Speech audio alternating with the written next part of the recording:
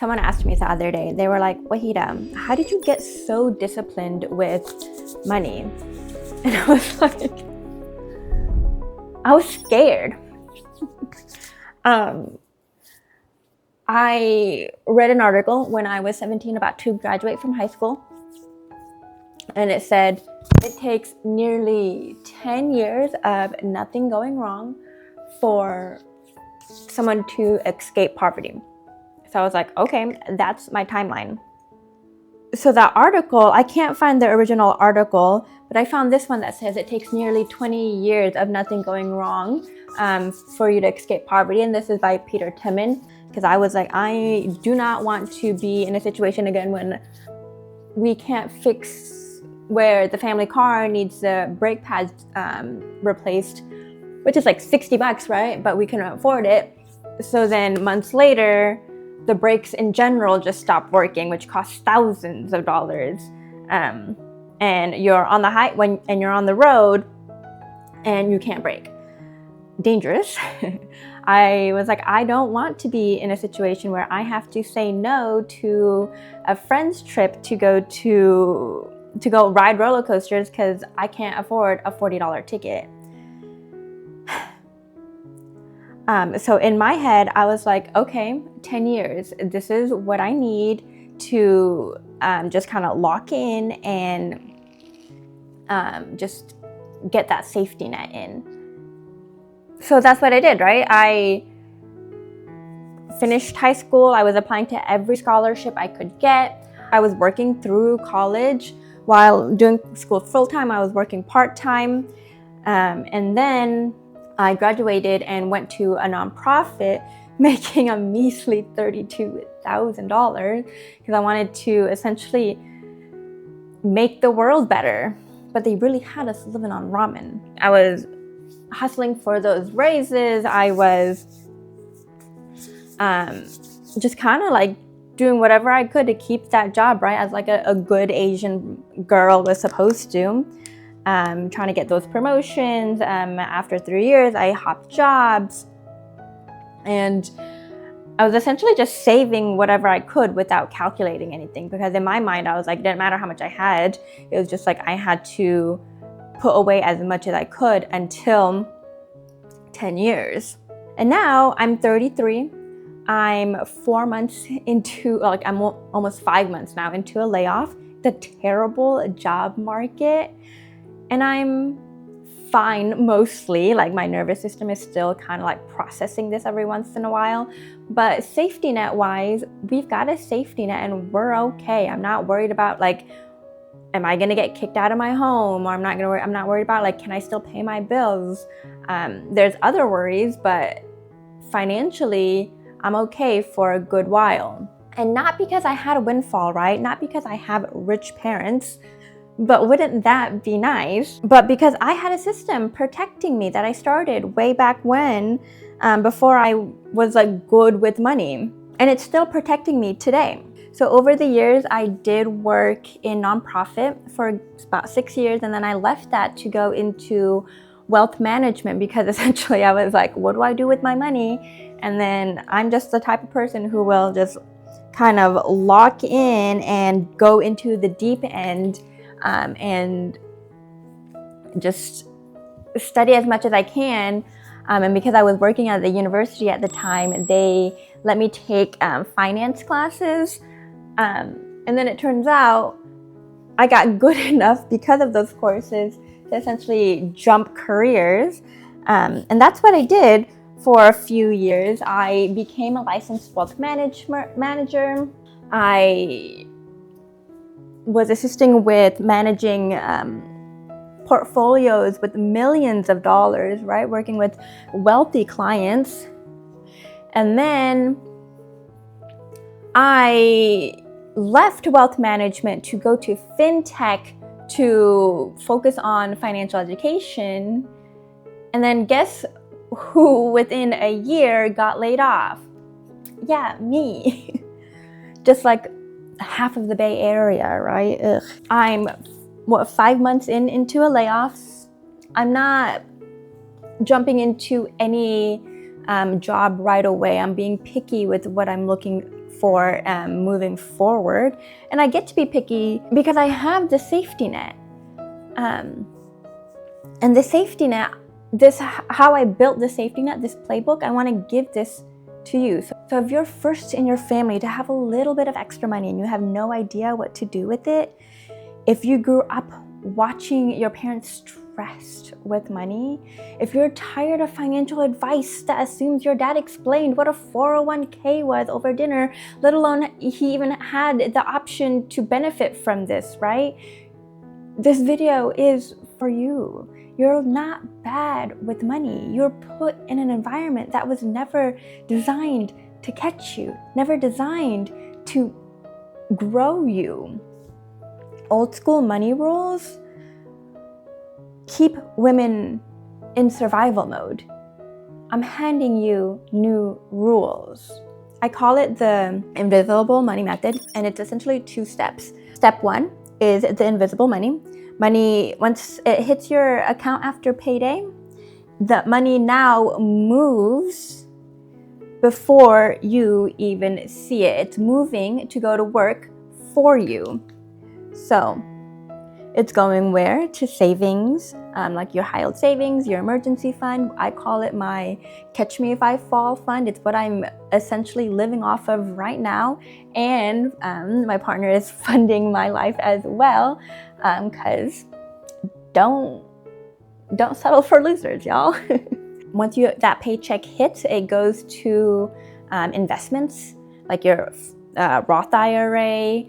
Before it hits your paycheck account, you can also send it out to like a 401k and HSA, right? If that makes sense for you.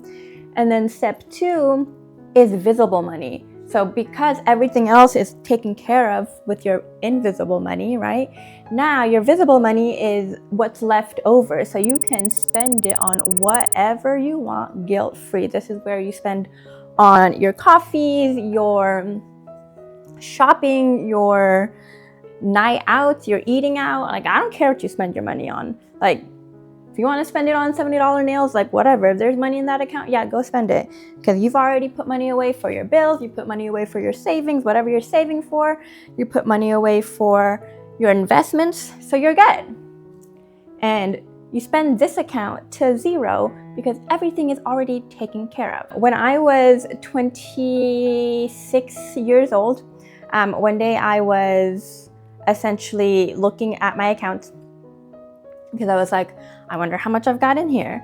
It was during COVID and I had nothing else to do, right? And this was prior to me going into wealth management, where I was still in the nonprofit world. I was adding up my accounts, my retirement accounts, my checking accounts, and then I see that we had $60,000 in the accounts. I was like, what? It was so much money. Like, I have never seen this amount of money in my life, right? Like, none of my family members had this kind of money either. So I was shocked that this was a thing, shocked that I was able to save and invest that much, especially since I wasn't even trying. I wasn't counting it or anything like that. So I was like, oh, this just happened literally in the background. And then I was like, okay, well, let's just like keep going. So for the next year, I switched jobs, so I made a little bit more money. So I invested every extra dollar I was making there into the stock market. And then the market, again, essentially then was doing pretty well. And then in the next year, I saved $100,000. So I saved $100,000 in 4.5 years, and I was averaging less than $45,000 throughout that whole time. And this is just to say that the method works, right? I was so shocked. So if this can work for a former free lunch kid on a nonprofit salary, it can work for you too, okay? And yes, this is lipstick. It's a fun lipstick from the Lip Bar, but now I just kind of use it for a highlighter. It works well. So where does the money go? Let's walk through it a little bit. High yield savings account. This is what I want you to open first. This is where everything you're saving for the next 2 to 3 years this is where you're going to put your money. Maybe you've got a travel fund, maybe you've got a house fund that you want to save for, a car fund, you put it here. And then this is also where you're going to put your catch me if I fall fund, your emergency fund, right? We're going to put it in a high yield savings account because you're going to get a little bit more money from putting it in here than if you were going to put it anywhere else, like a traditional big bank that we all know the names of, right? So we're just going to make a little bit of extra pocket money. This is also where I put my money that I send to my parents, because I've been supporting them for over a decade. The immigrant daughter trope. And then for the money that you're putting away for investments, we want to make sure that we're investing it, right? It's a 2-step process. You got to put the money in like a 401k and a Roth IRA, and then you got to tell the money where to go. If you want to put it in an index fund, that's always my favorite, right? Like you set it and you forget it and you automate it. And you're not trying to pick the best companies and the best stocks, you just invest in them all. And yes, that's what we did when I worked in wealth management. Multiple firms did this. Like they all do this, right? This is the basics. And then once you've got a good chunk of money invested away, then we can be a little bit more aggressive or a little bit more risky with our money. But not until you got that first 100K. So if you're thinking you're not good with money, you don't have to be good with money to get started, right? Start before you're ready. You can always like course correct once you find something that works a little bit better for you, or like a bank that works a little bit better for your situation or your location. You can always course correct. You're not gonna make some huge mistake that you can't come back from, okay? Just start. And then back to that question, when someone asked me, they were asking like, how did I get so disciplined with money? Another thing was I really figured out what I valued and spent on that. Everything else, everything